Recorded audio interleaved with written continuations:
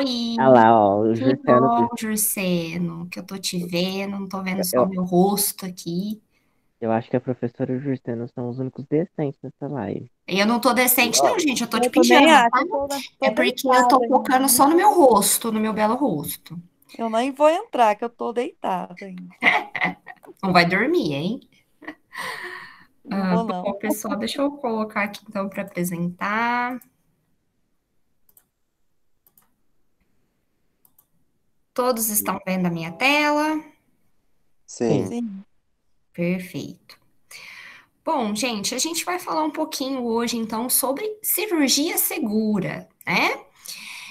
O que que vocês entendem sobre isso, gente? O que que envolve cirurgia segura? Vamos lá. segurança do paciente. Segurança do paciente. E a gente tem casos de cirurgias não seguras? O que que seria uma cirurgia não segura, por exemplo? Ah, deve ter um monte, né?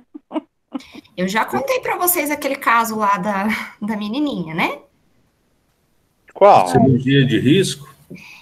Cirurgia de risco envolve também segurança, isso mesmo, O Jurceno. Kleber comentou de domingo que teve uma reportagem que fizeram transplante na pessoa errada. Meu Deus, sério aqui? Passou, Aonde? não, foi no Rio de Janeiro, No Rio de passou no Janeiro. Fantástico. O paciente de hemodiálise tinha só o primeiro nome parecido com o do parceiro lá que fazia hemodiálise junto. E o hospital convocou o paciente errado e realizou a cirurgia. E só foi ver que realizou a cirurgia no paciente errado depois de prestação de conta da cirurgia. Meu Deus, mas aí esse paciente errado, ele estava aguardando o transplante também? Ele não falou nada? Como foi? Não, esse paciente que foi submetido ao transplante, ele fazia hemodiálise, porém não estava na fila de transplante. O paciente que estava na fila de transplante, que seria o paciente certo, já estava na fila há 6 anos, para ter noção. E aí já assim, envolveu um monte de coisa, né? Envolveu polícia, o hospital, logicamente, né? Os dois pacientes. E eu mandei a matéria lá no grupo ontem, né? Que a professora Nossa. de ontem estava vendo, a Paola. Eu vou Uhum. te encaminhar depois para você ver. Nossa, foi um caso Nossa. bizarro. Gente do céu. Então, olha isso, que envolve uma coisa muito mais séria, né?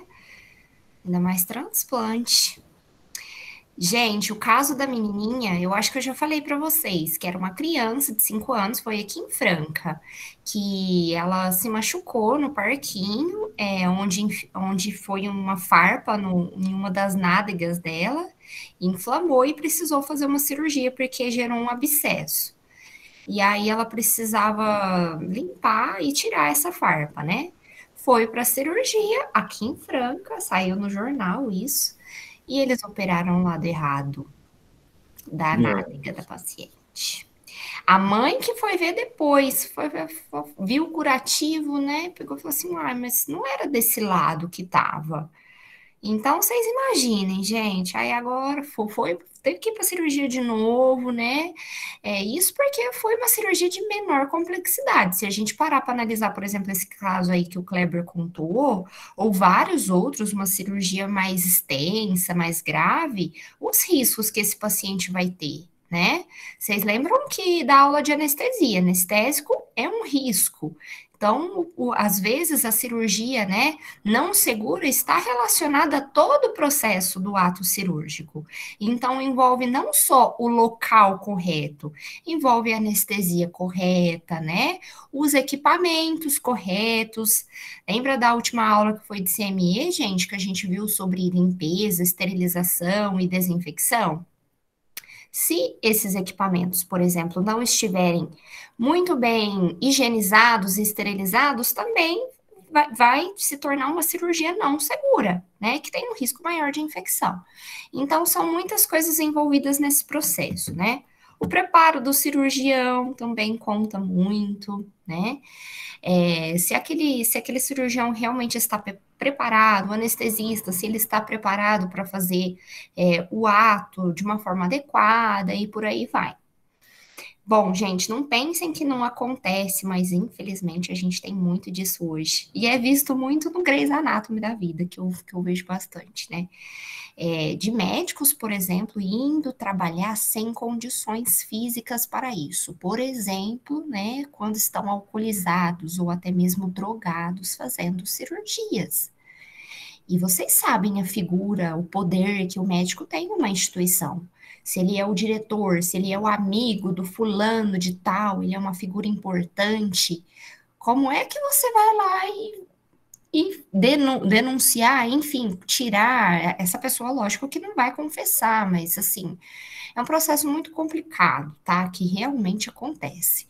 Eu já vi de paciente acordar no meio da anestesia, era uma cirurgia cardíaca, tá? Que era assim, bem complexa, grave, e o paciente acordar no meio, por quê? Porque o médico dormiu no meio lá da anestesia, não estava acompanhando, ele estava drogado. Então, para vocês terem noção do como que isso é comum, não acontece só na televisão, não, tá? Acontece no mundo real mesmo. Bom, pessoal, então vamos falar sobre isso. Riscos na saúde, né? Então vejam só essa imagem, quantos equipamentos que a gente tem aí. A gente tem o paciente e a família, que é sempre um conjunto que a gente fica lá de suporte, né?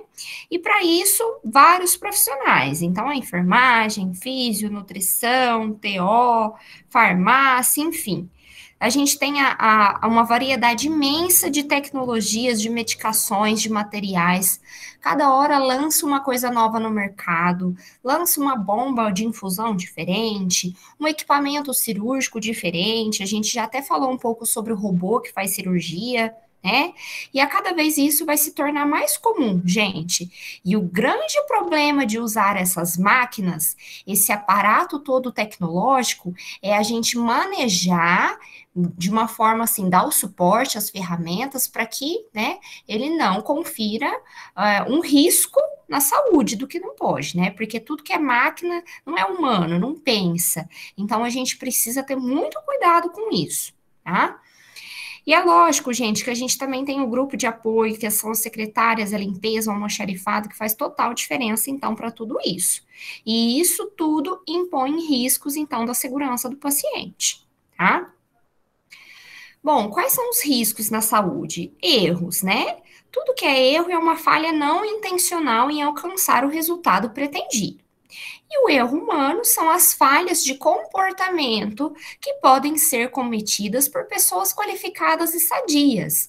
Então, nós somos seres humanos, nós somos naturais a cometer esse erro, errar é humano. Porém, temos que ter muito cuidado quando o nosso trabalho envolve a vida de outras pessoas, né?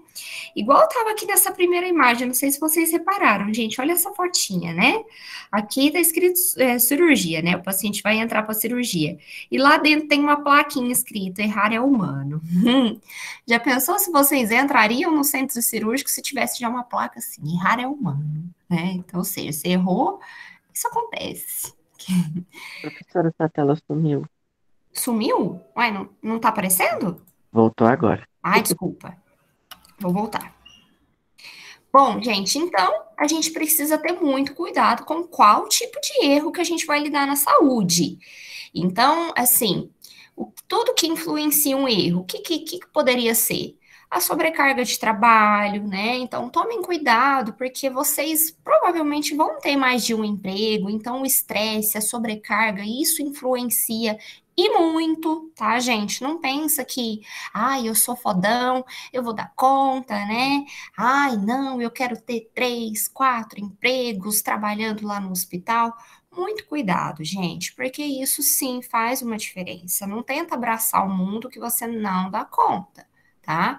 Ainda mais quando a gente está lá manipulando diretamente o paciente.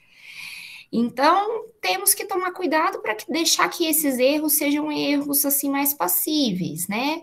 Eu já falei para vocês muito sobre a comunicação, né? Vocês vão errar, gente, vocês vão errar. Vocês só precisam manejar para que esse erro seja um erro controlável, sem risco, sem impacto direto no paciente, porque errar todo mundo erra, tá? Eu erro, vocês vão errar, eu errei várias vezes e é natural, né? Aí eu vou trazer essa fotinha aqui, gente. Às vezes cometemos erros de julgamento. O que vocês observem nessa imagem, gente? O que tem a ver isso que eu tô falando com a foto? O que vocês acham? Acidente. Parece que o caminhão do bombeiro foi tentar ajudar, né? Uhum. E meio que caiu também junto. Então, e isso pode acontecer. O que isso tem a ver com a cirurgia segura? Olhem só. O cara lá foi tentar ajudar, né? E aí cometeu que os dois não aguentou, os dois erraram, o carro foi lá para dentro de novo e ainda foi o pessoal, né, do resgate junto, do bombeiro junto. Então, a gente precisa primeiro analisar a situação. Peraí, eu tenho condições para ajudar, né? Esse erro que foi cometido, enfim. Eu preciso analisar e pensar como que eu vou resolver essa situação de uma forma prudente. Porque na hora do desespero, olha o que pode acontecer. Pensei que eu iria ajudar e não foi bem assim, né? Olhem só, às vezes falhamos no aprendizado. Gente, é a mesma situação. O que aconteceu?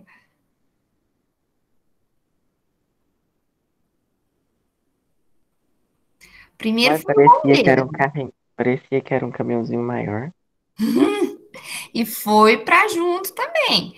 Então, olhem só, pessoal, a importância de analisar bem, parar com calma e pensar no que é que a gente vai fazer, né? Que riozinho é esse que engole todo mundo? Não entendi, Kleber, cortou. Que riozinho é esse que engole todo mundo? Então, mas aí agora ele afundou porque ele foi tentar rebocar o carro do bombeiro, né? Gente, Não foi o carrinho que ele tentou puxar. Então, olha o problema que aconteceu aí, né, pessoal? Então, às vezes, falhamos também no aprendizado, né? Vocês, muitas vezes, pessoal, vocês vão também orientar novos profissionais que vão entrar nesse serviço, por exemplo. Não pensem que isso é só função do enfermeiro, não, do setor, tá? O enfermeiro vai ficar com aquele técnico, com aquele auxiliar que ele entrou, nos 2 primeiros dias. Depois, quem é que vai ensinar aquele profissional vai ser vocês, tá? Porque é vocês que estão no dia a dia, no batidão. E peraí, como que a gente está realizando essa orientação, esse treinamento para o funcionário?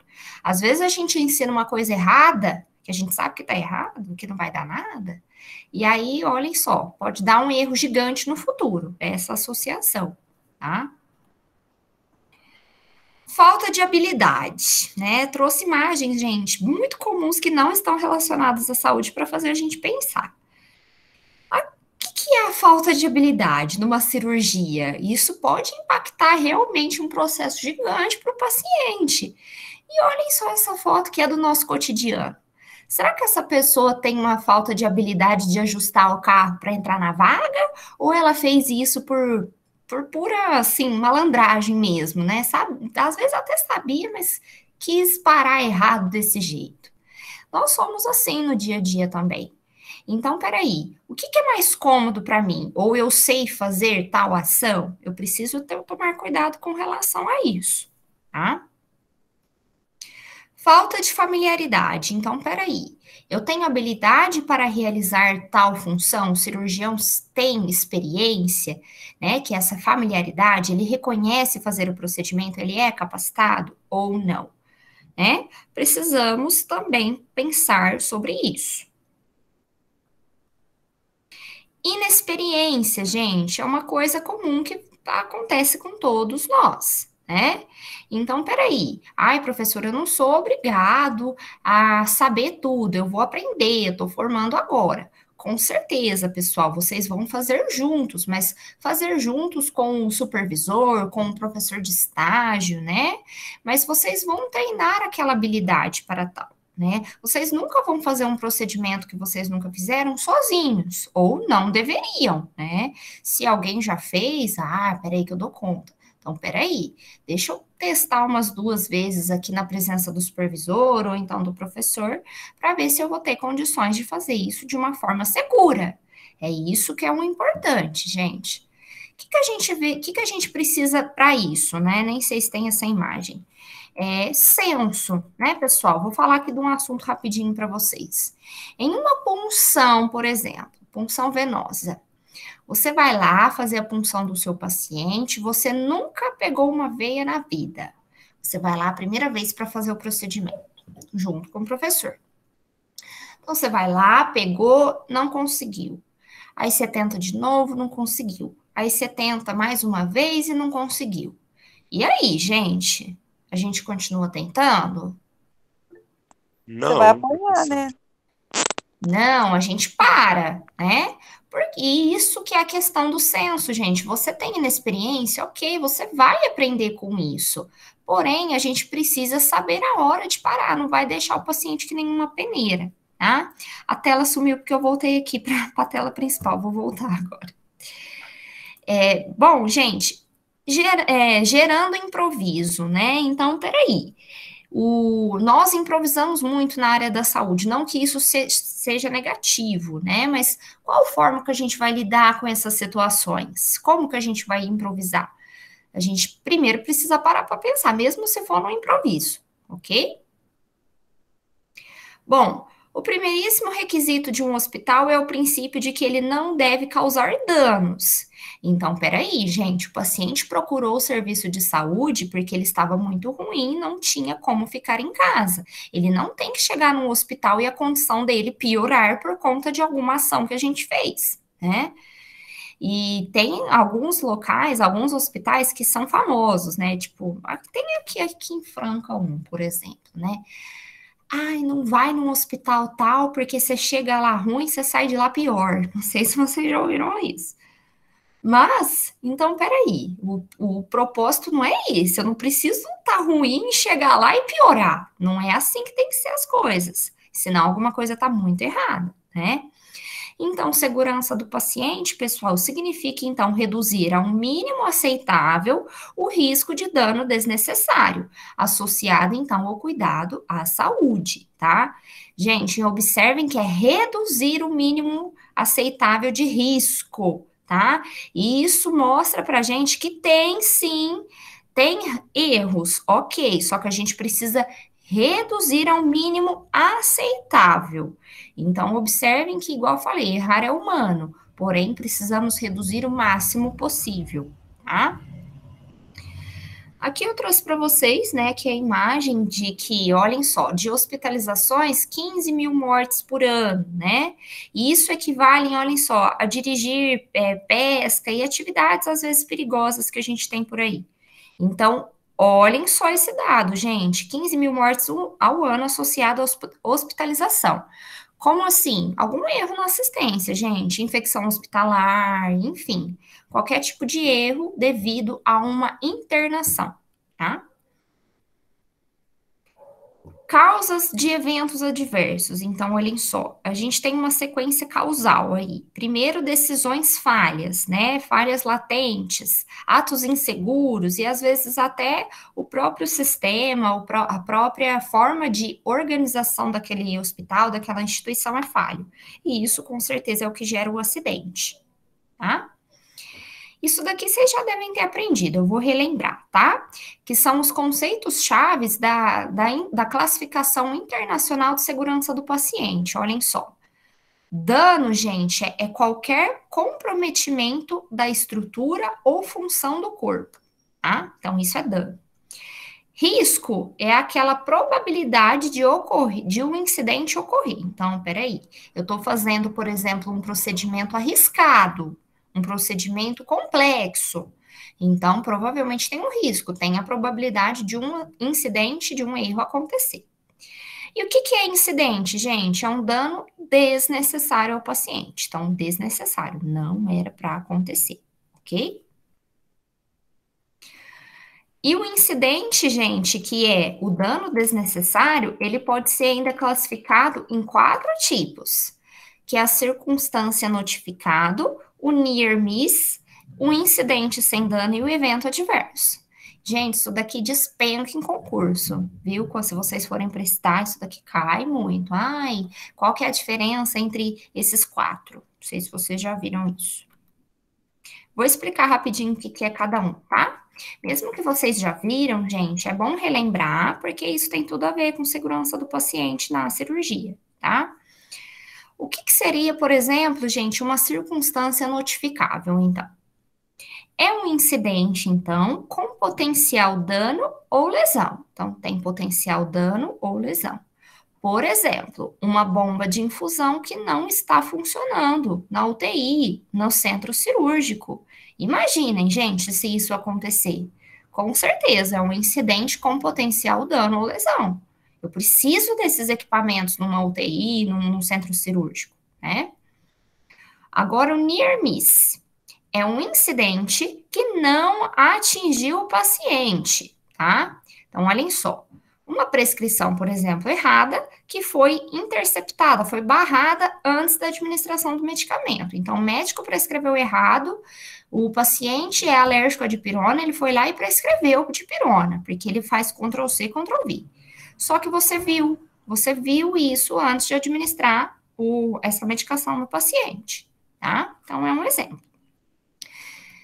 Então, aqui, por exemplo, near miss, né? Sabe que a gente está na rua, o trânsito é o que mais tem. Então, sabe, por exemplo, que tem um potencial de causar o dano, quase acontece, mas não acontece. É barrado antes. Incidente sem dano, gente, o que que é isso?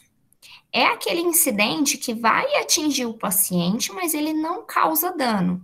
Então, por exemplo, uma queda no piso molhado sem nenhuma repercussão clínica, ele não tem nenhuma instabilidade por conta disso, uma lesão por conta disso. Uma queda, caiu da cama. Nossa, se o paciente cai da cama, gente, no hospital e está internado, é um problema, viu? Ai, tem que abrir chamado, tem que notificar, e você reza para o paciente não ter nenhum tipo de problema, tá? Porque queda dentro de uma internação, isso é responsabilidade da enfermagem, é falha da enfermagem, viu? E a gente tem, então, um incidente com dano, que é o evento adverso.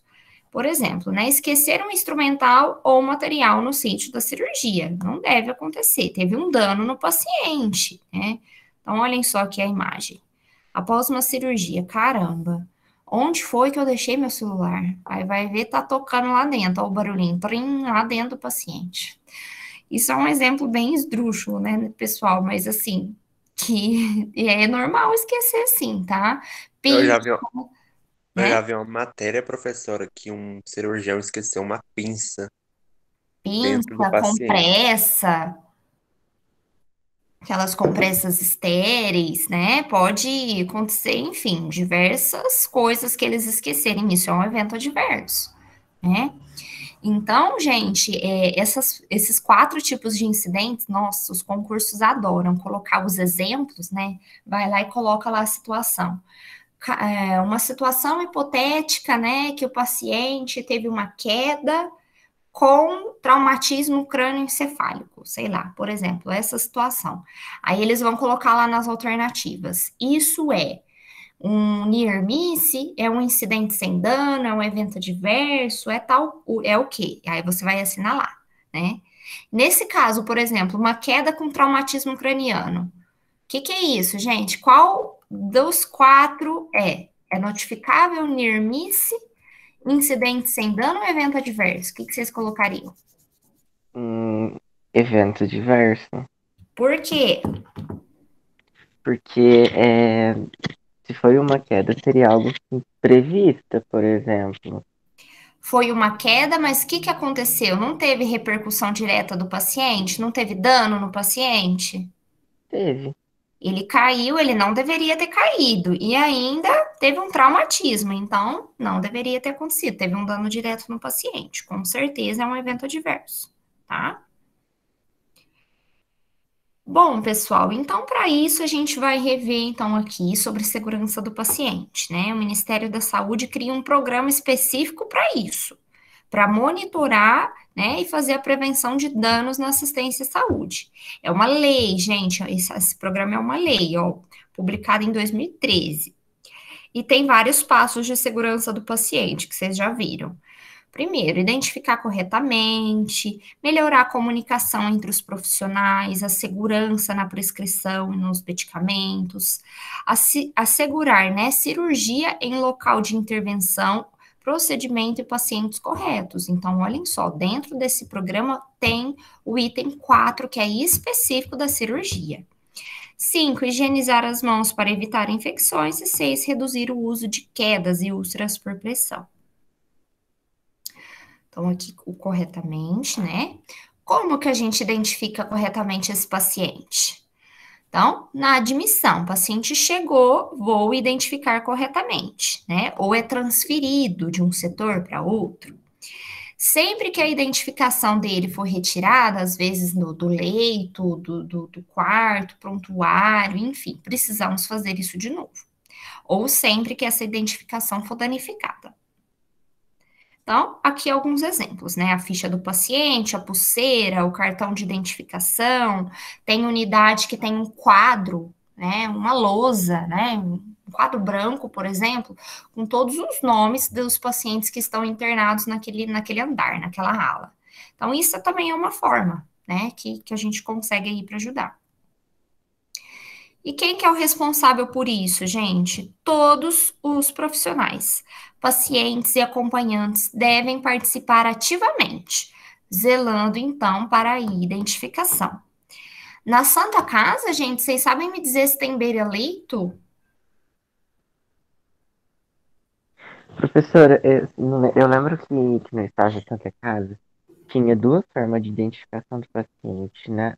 Atrás da cama do paciente tinha essa lousa, né? Onde ficava o nome do paciente e a prescrição de enfermagem. Uhum. Aferição de Tinha sinais pulseira vitais. também, Kleber. Lembra que eles tinham uma pulseira? Tinha sim. E além disso, tinha o prontuário no pé da cama do É, paciente. também.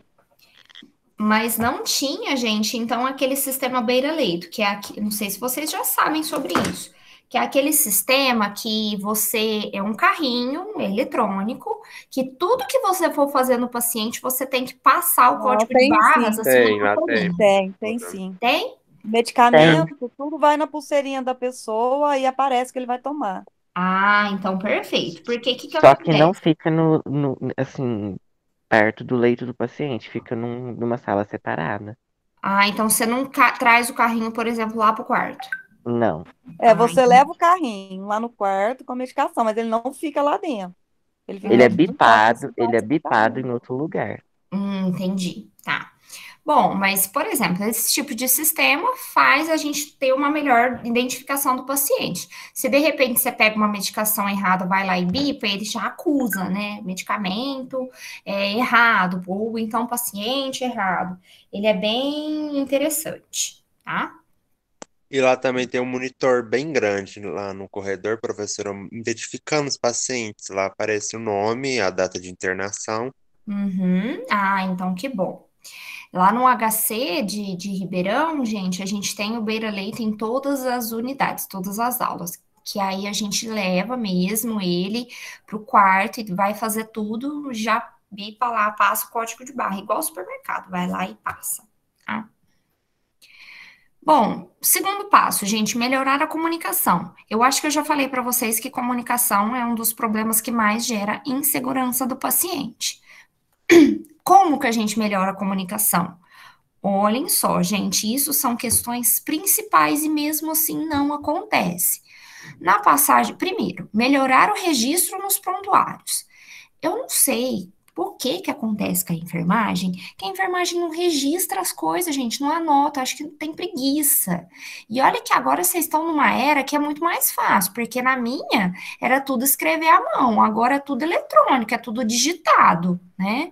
E mesmo assim não anota as coisas, acho que tem preguiça, tá na correria, e isso é um dos maiores problemas que acontecem, não registra o que que é feito, o cuidado que é feito, né? Vou trazer exemplos que acontecem rotineiramente agora comigo em home care. A pessoa tá lá na casa, no plantão, tranquilo, tranquilo. No home care ainda é manual, é a mão mesmo que escreve, tá? Aí tá lá, sem nada para fazer, não anota. Aí você vai ver a anotação de um plantão de 12 horas, sabe o que que tem anotado? Realizado plantão de enfermagem, paciente corado, hidratado, eupneico e febril. Realizado cuidados diários, banho, sinais vitais estáveis. Segue aos cuidados de enfermagem. É essa a anotação. Então você vai olhar, peraí, em 12 horas, o que é que você fez? Como que foi o banho? Quais são os sinais vitais que aquele paciente teve? Ou então tem lá falando, paciente apresentou uma queda do estado, né, geral, enfim, né? Ou então paciente passou mal. Então, escrever sobre isso, aborde sobre isso, gente, é isso que causa erro. É isso que causa erro. Você fez a administração de uma medicação, você coloca lá. Paciente evacuou, você coloca lá. Fazia tempo, por exemplo, que uma das minhas funcionárias falava que a minha paciente estava sem evacuar, por exemplo. Toda passagem no plantão, elas colocavam assim, ó. Realizado cuidados, paciente não evacuou no meu plantão. Aí eu tava observando aquilo, né? Porque eu falei assim, gente, mas faz 5 dias que elas estão colocando essa mensagem. A paciente está 5 dias sem evacuar? Aí eu fui perguntar. Não, ela evacuou sim, chefe. Então, peraí, cadê? Não tá aqui na anotação. Vocês não passaram na passagem de plantão? Como é que eu vou saber? Eu vou pensar que ela não evacuou. Então, gente, tudo isso é comunicação. Parem de preguiça e escrevam tudo que vocês realizaram, tá? Passagem de Professora, a plantão. prescrição, Oi, as pode falar. anotações as anotações de enfermagem, elas mandam pelo WhatsApp ou elas fazem manual no caderno? Elas fazem os dois. É que tem algumas casas que é um pouco mais complexo, que eu peço também para elas passarem no WhatsApp algumas intercorrências. Mas sempre, no meu caso, tá, gente, do home care? Mas sempre anota também, faz a evolução na folha específica, tá? Professora, Então, agora que você falou, eu tô parando para pensar. Onde que eu trabalho, eles não pedem para fazer anotação. Tipo, eles não, não é uma exigência deles, né? Mas eu sempre faço, sabe? Aqui na minha casa eu deixo guardado no caderno as anotações do dia. Uhum. Sim, e é sempre bom você deixar, gente, porque isso é uma segurança de vocês, que vocês realizaram o procedimento. Qualquer tipo de processo, às vezes que o paciente entra, né, já tem lá registrado tudo que você fez. Então é muito importante isso e os profissionais não dão o valor que precisa, tá? Passagem de plantão que eu estava falando para vocês é outra coisa, que não é notificado. Passa passagem de plantão que nem, né, daquele jeito. Então a pessoa tem que saber, você vai passar o plantão para o seu colega, quais que fazem um aprimorado, né, gente? Faz aqui um resumo dos principais eventos que aconteceram, principalmente as instabilidades. Né? Então, as medicações foram todas realizadas? Não. A gente precisa é vital passar isso, gente. Vocês já tiveram alguma aula que falava o que precisa passar no plantão, por exemplo? Não, Não? Bom, e vocês já aprenderam isso no estágio? A professora já chegou a falar um pouquinho? no estágio, por exemplo, os quartos que o meu grupo, por exemplo, assumiu lá na Santa Casa, quando a gente terminou o horário assim de estágio do dia, a gente tinha que passar plantão pro nosso profissional que Uhum, chegava para assumir o quarto. uhum, Aí a gente tinha que explicar todo o procedimento que foi realizado. Por exemplo, se teve curativo, como que foi realizado o curativo, o que que foi usado no curativo, tudo isso. uhum. Isso, então. Professora, eu aprendi rapidinho. Eu Hum, aprendi com uma colega de trabalho o seguinte em respeito de passagem de plantão. Isso teve um problema no meu trabalho. hum, Teve um problema no meu trabalho com o técnico de enfermagem que não estava passando passagem de plantão lá e tal. E a resposta que essa colega lá deu foi que, por exemplo, eu tenho 12 horas de trabalho. A minha responsabilidade é dentro das 12 horas. Venceu as minhas 12 horas, eu vou deixar meu posto de trabalho e o próximo vai assumir o posto de trabalho, né? Mas é de interesse dele que está chegando procurar informação, né? O uhum. que está acontecendo, o que aconteceu, porque é um cuidado contínuo, Sim, né? sim. A Santa Casa, por exemplo, a entrada de funcionário é 7 horas. Mas se eles não estiverem dentro do setor 10 para 7, eles não pegam a passagem de plantão. Sim. Eu vejo assim como uma via de mão dupla, né, pessoal? Vocês devem passar as informações, a pessoa, é claro que ela deve pesquisar, mas ela não vai adivinhar. Então, você tem que passar todas as informações que aconteceram, né? Obviamente, isso é muito importante. Eu já contei para vocês um exemplo que aconteceu onde eu trabalhava, um local que eu trabalhei, eu acho que eu já contei, que a técnica tinha que administrar uma medicação para pressão do paciente. O paciente estava estável, né? Aí ele estava tomando banho na hora e falou para deixar em cima da cabeceira. A técnica deixou, da manhã. Só que aí o paciente esqueceu de tomar. Passou, mudou de plantão, era tarde já. Aí o paciente começou com dor de cabeça, pressão alta, e o funcionário da tarde foi verificar no prontuário e estava checado a medicação, né? Estava checado todas as medicações e ele não entendia por que a pressão estava alta. Até que foram investigar, né? Sorte que o paciente era consciente e perguntou: Ó, o senhor chegou a tomar essa medicação? Ele falou que não tomou. Que aí que ele lembrou que estava em cima da cabeceira. E isso não foi passado no plantão. Deveria ter sido passado, ó. Deixei ali a medicação para o paciente, para ele tomar, mas eu não tive tempo de conferir. Depois você não esquece de passar lá. Então, gente, tem que avisar essas coisas, é fundamental. Então, olha todo o problema que foi por conta de comunicação. Então, e outro erro, né? Ele não deveria ter checado se ele não viu o medicamento sendo administrado. E por aí vai. Né? Bom, gente, precisamos estimular as notificações, né? Aprender com os erros, ações de prevenção, e isso é o que vai melhorar, então, a qualidade do nosso trabalho. Estimular a participação de pacientes e profissionais, então, olhem só, alerta de segurança, risco de erro na leitura dos sinais vitais, então, equipamentos precisam ser também, gente, revistos, né? Precisam ter a manutenção adequada. Melhorar, então, a segurança no uso e na administração de medicamentos, né? Com aqueles 9 certos, que agora são 13 certos, não sei se vocês já ouviram. Vou relembrar tudo isso daqui, não, com certeza vocês já aprenderam, né? O paciente certo, medicamento, via certa, a hora certa e por aí vai. Tá? Segurança na prescrição. Gente, quem que vai ser o bom agora que vai ler aqui para mim e me falar qual que é a prescrição médica que está escrito na foto? Misericórdia. Agora a gente, assim, tem uma facilidade que é tudo eletrônico, né? Mas de vez em quando ainda tem alguns manuais.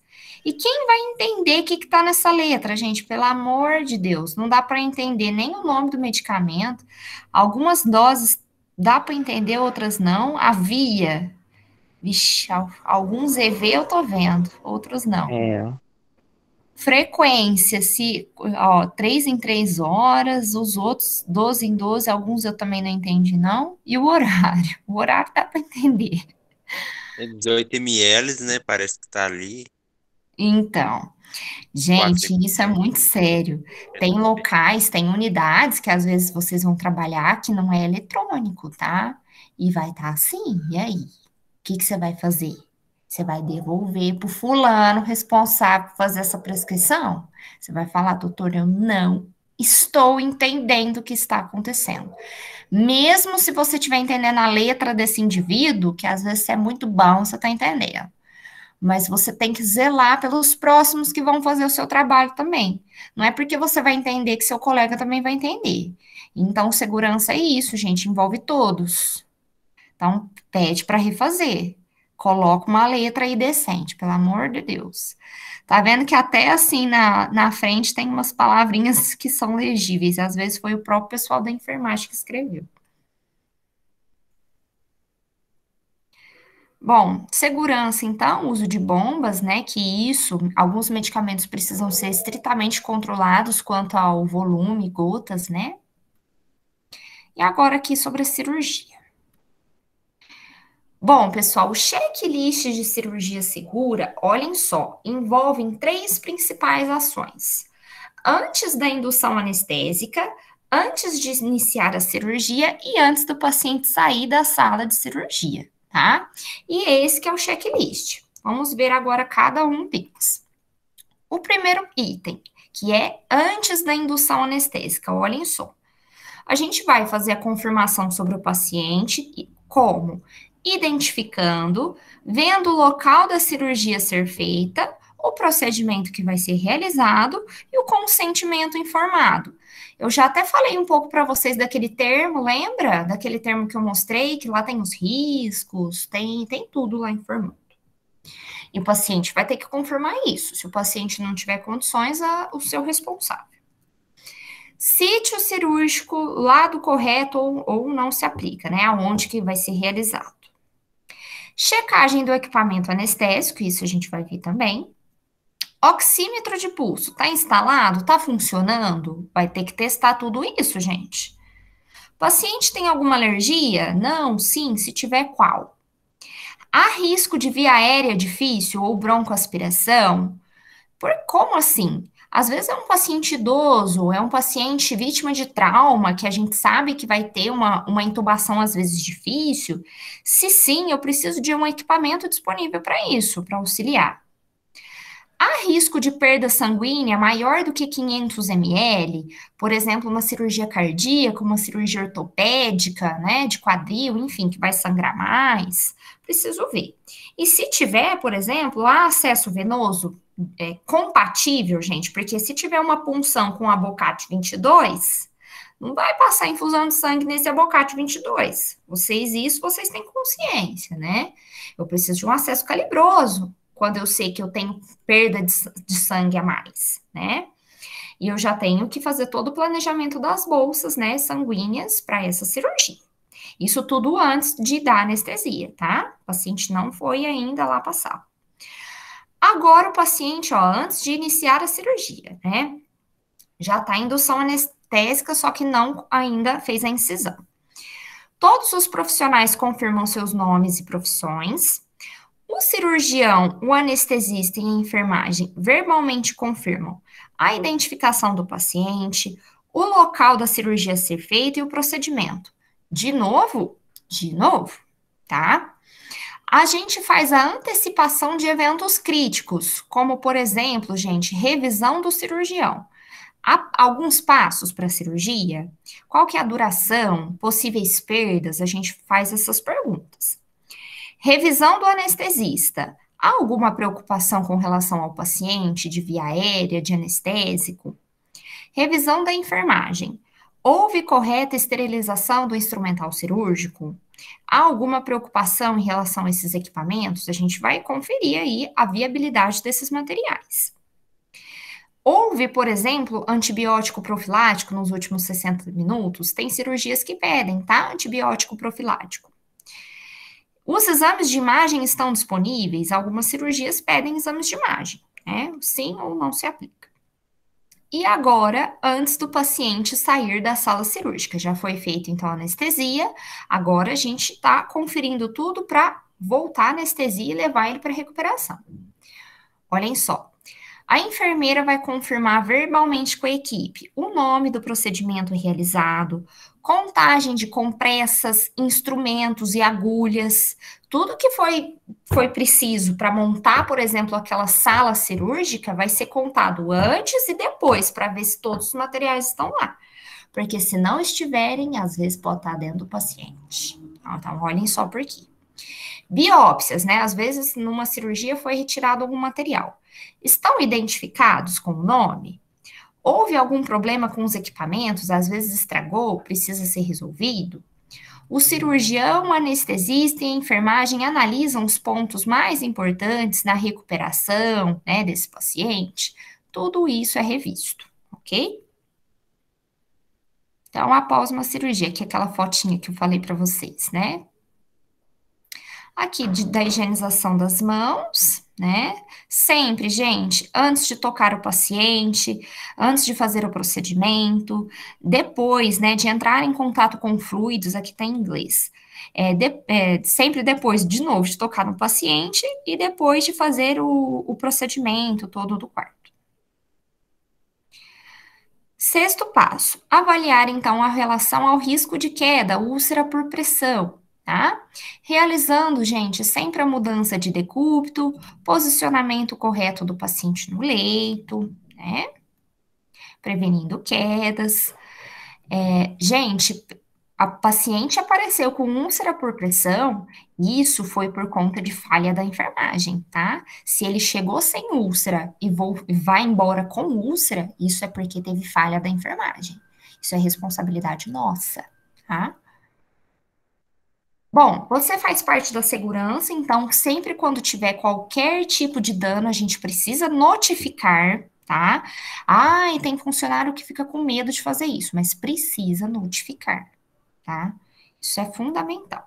Aqui era uma reportagem, mas eu não vou trazer isso para vocês agora, não. E sempre precisamos ter em mente algumas questões. O que pode acontecer de errado nesse procedimento, nessa cirurgia? Quais serão as consequências se acontecer? E os riscos, se eles são toleráveis ou não? A gente faz essas perguntas, gente, para tentar minimizar, então, a chance de erros, ok? Gente, tudo bem? Alguém quer perguntar alguma coisa? Não, tranquilo. Pessoal, agora eu vou passar um vídeo. Eu até coloquei aqui no chat, porque eu não sei se vai aparecer aí para vocês. Eu vou tentar passar aqui, vamos ver se vai pegar. Tá todo mundo vendo, gente, minha tela? Sim. Ah, você viu o vídeo dele, professor? Por quê? Eu acompanho o canal dele. Ah, que bom. Você conhece? Conheço, vejo Ah. direto o vídeo dele. Bom, gente, eu vou passar aqui que ele vai falar rapidinho, então, sobre checklist de segurança cirúrgica, tá? Deixa eu aumentar. Importantes para uma cirurgia segura. Vocês estão ouvindo? Aproveitando, não deixa de curtir, compartilhar. Tá muito baixo, Laura. Coloca aqui nos comentários. Vou iniciar uma série de Melhorou? sobre a parte cirúrgica que tanto vocês estão me cobrando. Sim. Aproveitando, não deixa de seguir a gente lá no Instagram. E, galera, é isso aí, tá? Existe o checklist de cirurgia segura. Esse checklist foi implantado em 2009 pela Organização Mundial de Saúde e também pelo Instituto Brasileiro de Segurança do Paciente, tá bom? Então, olha só, todo paciente que vai ser submetido a uma cirurgia, é importante que a instituição que vai fazer essa cirurgia, ela já tem esse protocolo, esse checklist de cirurgia segura, tá bom? Isso dá uma segurança maior para o paciente, familiares e também para a equipe que vai fazer esse determinado procedimento, tá bom? Então, estou aqui na mão com algumas informações que eu quero passar para vocês. Esse checklist, ele é composto de 3 momentos: entrada, time out ou pausa e saída. A entrada é o momento que o paciente chega e faz a indução anestésica. O time out ou saída ou pausa é o momento que vai iniciar a incisão. Então, no momento da entrada do time out, aconteceu só a indução anestésica. E depois nós temos a saída, que é o momento que o paciente deixa o centro cirúrgico. Então, isso vai desde sala de recuperação pós-anestésica a um paciente que sai direto da mesa de cirurgia para o cuidado pós-operatório, talvez na unidade de terapia intensiva, tá bom? Então, aqui eu vou ler para vocês o que são essas 3 etapas e vou falar também quais são os 10 pontos importantes em um checklist, tá? Então, nessa primeira etapa, que eu falei para vocês, que é a entrada, então está escrito aqui, ó, o objetivo é confirmar a identidade do paciente, ou seja, é aquele paciente mesmo que a gente vai fazer cirurgia, o nome está certo, identidade, esse paciente chegou com pulseira. Então, é um momento assim, extremamente importante para uma cirurgia, é checar realmente quem vai fazer a cirurgia e se é aquele paciente mesmo. Não é checar o primeiro nome, não, a gente checar o nome completo, talvez nome da mãe, nascimento. Então, identificar que realmente é o paciente, tá? Ali as informações necessárias para a realização do procedimento no sítio cirúrgico. A cirurgia vai ser feita em que região? Qual é o local? Para a gente não ter aquela história antiga, né? Nossa, o cara era para fazer a operação na perna direita, fizeram na esquerda, enfim. Então, o checklist está aí para isso, né? Para a gente realmente ter certeza de que no checklist a gente vai garantir que a cirurgia seja feita no local, no sítio cirúrgico ideal, tá? Além de outras particularidades, por exemplo, esse paciente é alérgico a alguma coisa, a algum medicamento, esse paciente, nesse momento que acabou de fazer a indução anestésica, porque é a entrada, né? Esse paciente teve alguma dificuldade, teve dificuldade na anestesia, como é que esse paciente está comportando, esse paciente tem risco de aspiração, qual é o plano para isso, perda sanguínea significativa, tem o plano, por exemplo, se esse paciente tiver uma perda mais do que aquela esperada para aquele tipo de cirurgia, já foi checado o tipo sanguíneo do paciente, já tem bolsa de sangue para esse paciente. Então, antes de fazer a incisão, a entrada é isso, é fazer todo esse checklist dessas informações antes de começar o time-out, tá? Então, o time-out é o momento que vai iniciar a incisão. Então, a entrada é conferir os dados do paciente e fazer a sedação. Após isso, faz essa pausa, né, verificou essa primeira etapa, agora vai iniciar a incisão. Então, time-out ou pausa é justamente este momento, tá? Então, vamos agora falar do time-out. O que é o time-out? Que é a pausa, tá? Mais uma vez, se confirma as informações básicas do paciente e do procedimento. E é vez de conferir a esterilização. A esterilização foi feita, esse paciente foi submetido a antibiótico-terapia profilática, porque quem vai ser submetido a uma incisão, ele corre risco de infecção. Então, ele já recebeu antibiótico-terapia profilática, então é o momento de fazer o quê? Mais uma checagem. Por isso que a gente fala, a cirurgia segura, gente, ela reduziu muito os índices de complicações durante o procedimento cirúrgico, pós-operatório. Então, assim, o índice de segurança ele tem aumentado bastante. Por isso que chama checklist de cirurgia segura, né? Os exames. Chegaram todos os exames? Esses exames são realmente do paciente? Porque, sei lá, alguém pode ter colocado errado, pode ter pegado o exame, talvez fez o exame e colocou no envelope errado. A envelope tem lá, sei lá, um raio-x que o paciente fez o ano passado, a família pegou fez no mesmo laboratório, na mesma empresa de radiologia, talvez ela pegou o envelope errado. Os exames laboratoriais, pode ser que ela fez há um tempo atrás e pegou errado. Gente, é um momento que dá para você, antes de querer cortar o paciente, né, a equipe doida para fazer a cirurgia, não, tem um momento para a gente checar, os exames estão ok, está tudo certinho com o paciente, ou seja, para a gente garantir a segurança daquele paciente. Então, é um momento importante para o paciente, para a equipe. Ninguém quer uma intercorrência, ninguém quer ter uma parada cardíaca no momento da cirurgia de apendicite. Se bem que a apendicite é emergência, nem tem checklist. Mas vamos pensar na cirurgia eletiva aí. Ninguém quer ter uma emergência numa cirurgia que ela foi totalmente programada. A cirurgia foi programada 6 meses atrás e ela vai ter um problema agora por quê? Porque falhou.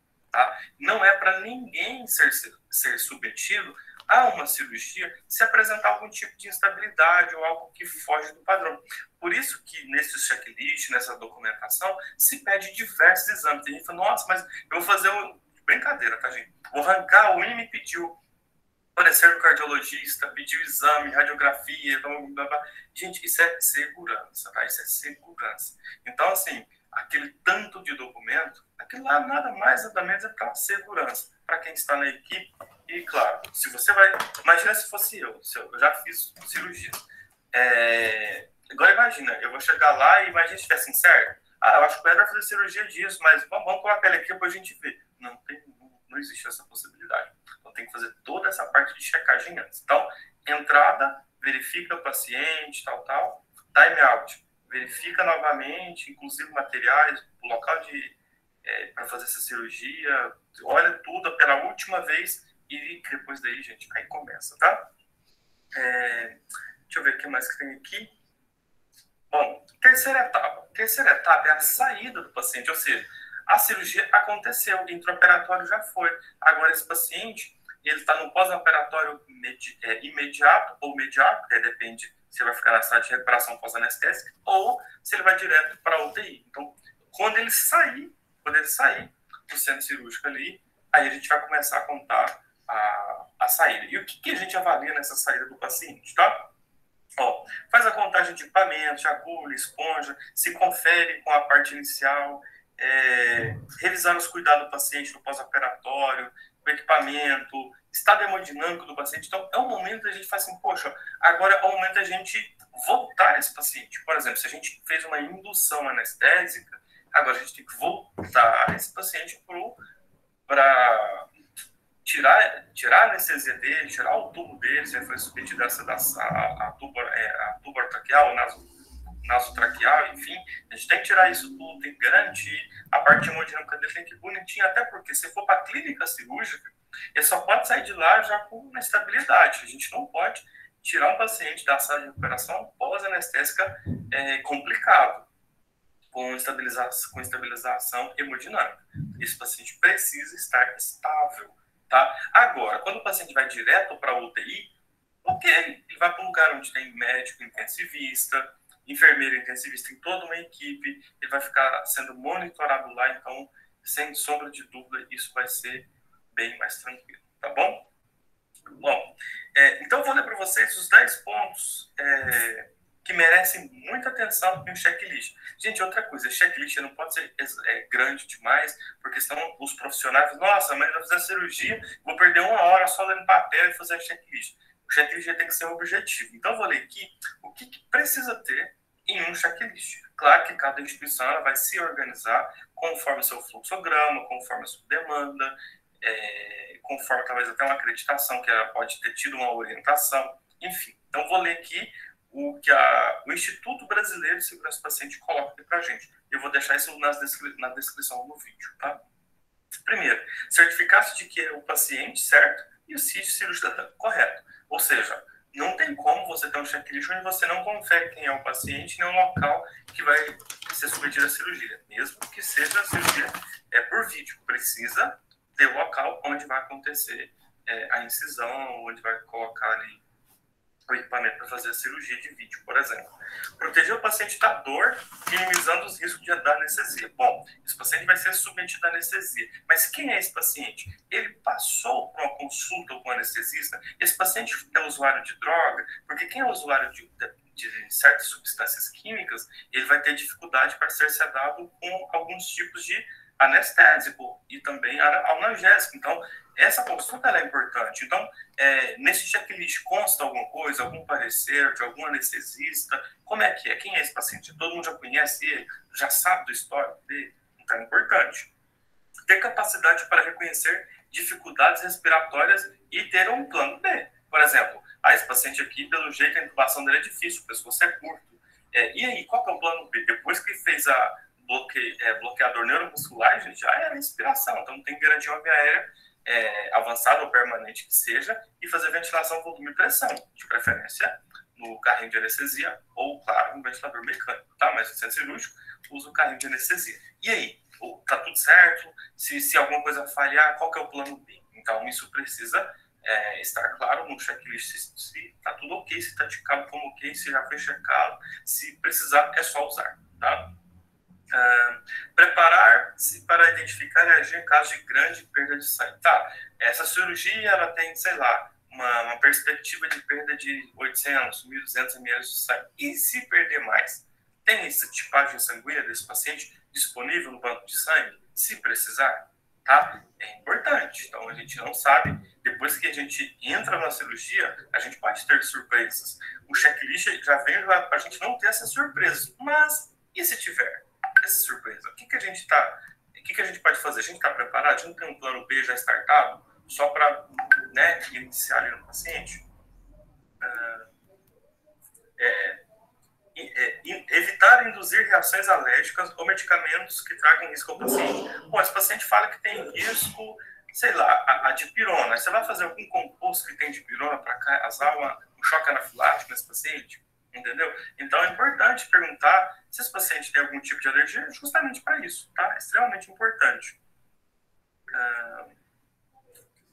Evitar retenção de compressa ou instrumentos em feridas cirúrgicas. Então, cuidado naquela história de esquecer a compressa dentro do paciente, esquecer o material cirúrgico. Por isso que faz a contagem no início e no final dos equipamentos. Olha, tinha tantas compressas, aqui só tem tantas. A gente não pode liberar o paciente faltando compressa. Ninguém pegou com quem pegou a compressa. Enfim, então a gente tem que contar a compressa na hora de sair justamente para a gente ter certeza que essa compressa não ficou do local onde foi feita a cirurgia. Gente, para quem já viu, quem já participou de cirurgia, a compressa é branca, mas ela vai sujar de sangue, que se você não prestar muita atenção, ela vai assemelhar um órgão ali, tipo assim, dependendo do jeito que ela fica ali, ninguém percebe que ela é uma compressa. Ela não é branca quando ela está ali encharcada de sangue, por exemplo, tá? Então, muito cuidado por isso que isso tem aqui. Por isso que tem aqui essa informação. Identificar de maneira precisa todas as espécimes cirúrgicas. Todos os equipamentos foram checados, pinças, está tudo certo? Ótimo. Então, isso precisa constar. Cabe à instituição hospitalar, ao sistema público de saúde, estabelecer vigilância de rotina de resultados, volumes e capacidade de cirurgia. Bom, as cirurgias estão sendo feitas em tempo ideal, ou ela está sendo meio que atropelada? Acaba um, já entra outro, mal dá tempo de fazer a limpeza e já vem outra cirurgia. E aí? Tá? Então, é interessante ter relatórios, porque se a vigilância chegar, tá tudo certo ali dentro. Por quê, gente? Isso, a gente não quer correr risco. Checklist de cirurgia segura. Então, ou seja, esse checklist é para prevenir um possível risco. Então, se a gente está fazendo cirurgias em grande escala, toda hora, a sala mal sai do paciente, já entra outro, isso pode ter risco, principalmente para os pacientes subsequentes. O primeiro não, que pegou o centro cirúrgico, entre aspas, fechado, né? Ele foi o primeiro a fazer a cirurgia. E a partir dele? Então, a gente tem que ter um cronograma seguro. Gente, deu para conseguir ver um pouco? Tava muito ruim? Bom, então beleza. Deu pra ver. Gente, eu mandei o link desse vídeo aqui do YouTube, tá? No chat. E hoje eu queria falar um pouco mais sobre isso, né? Sobre esse checklist de cirurgia segura. Alguém quer fazer mais algum comentário, falar alguma coisa? Não, professor. Não? Então vou passar umas questõezinhas, tá? São só duas. Não, professora. Para com isso. São só duas, gente. Pode Hoje tá fazer. frio, professora. Nossa. Não, mas vamos lá, só para animar. São só duas questões, eu vou colocar aqui no chat, vou colocar no grupo também. Vocês podem fazer individual, de dupla, trio, vocês que sabem. E aí vocês me mandam semana que vem, a gente começa a conversar um pouco mais sobre isso. Pode ser? Pode. Tá bom. Deixa eu colocar aqui então, peraí. Não tem pra onde correr, né, Laura?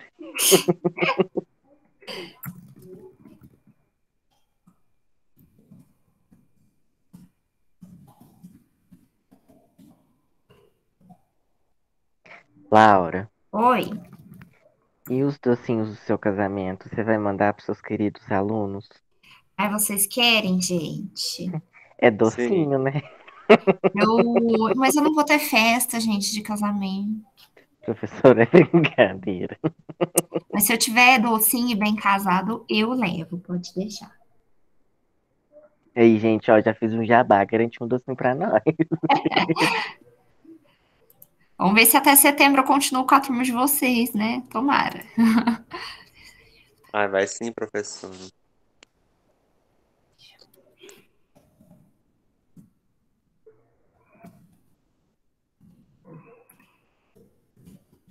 Peraí, gente, que eu tô montando agora, tá?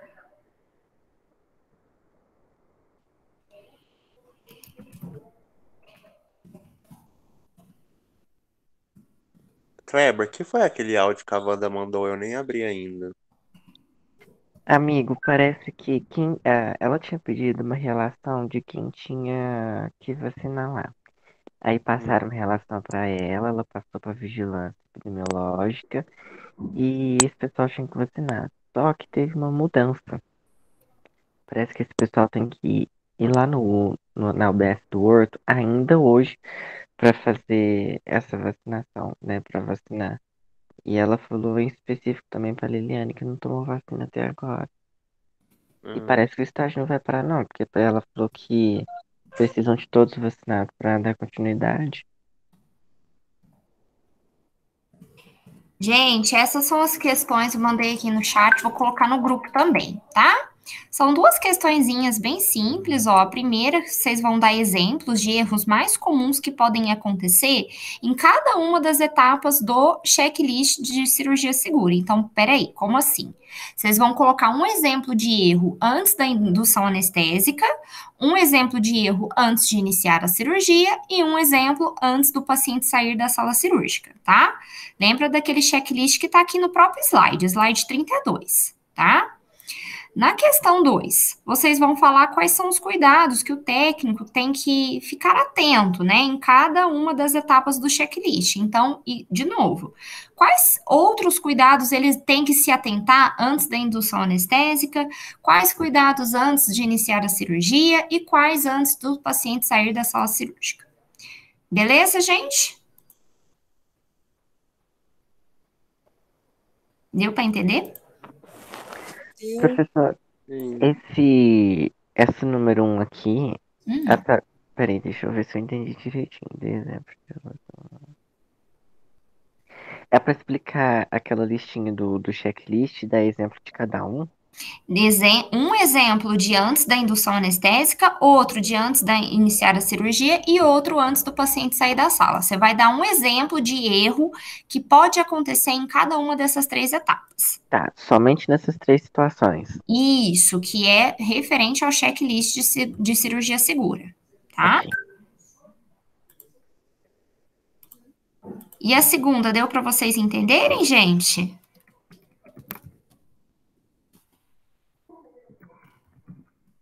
Eu acho que sim. Sim? Gente, então é isso. Eu vou parar de gravar.